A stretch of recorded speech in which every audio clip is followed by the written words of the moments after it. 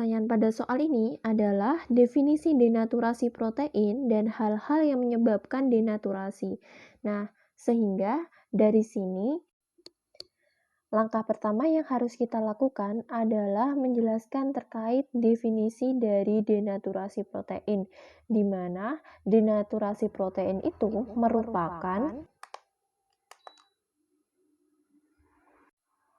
suatu perubahan atau pemecahan molekul protein terhadap struktur sekunder, tersier, dan kuartener tanpa terjadinya pemecahan ikatan kovalennya.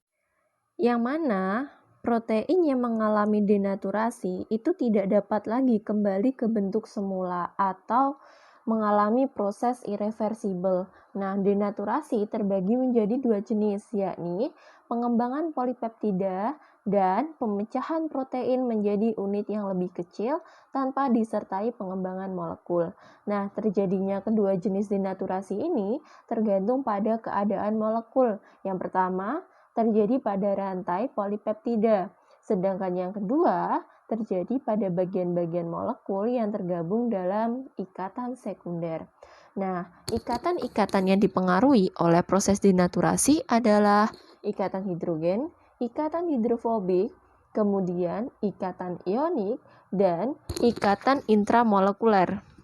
Nah, sedangkan faktor yang menyebabkan denaturasi itu ada 4, yakni perubahan pH, panas, asam basa, dan terakhir adalah pengaruh logam-logam berat, di mana perubahan pH ini akan menyebabkan adanya penggumpalan kasein.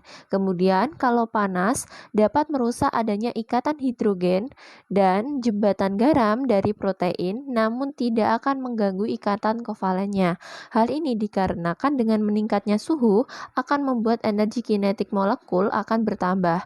Bertambahnya energi kinetik pada molekul akan memecah ikatan-ikatan hidrogen. Pemanasan juga dapat mengakibatkan kemampuan protein untuk mengikat air akan menurun dan menyebabkan terjadinya koagulasi.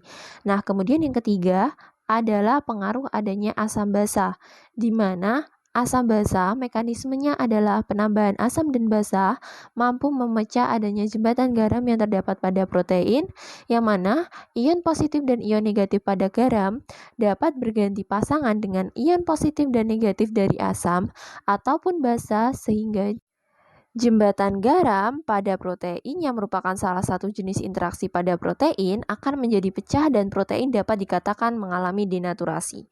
Kemudian yang keempat adalah pengaruh adanya logam-logam berat, di mana dengan adanya logam-logam berat akan terbentuk adanya kompleks garam, protein, dan logam. Nah, kompleks inilah yang membuat protein akan sulit mengalami larut.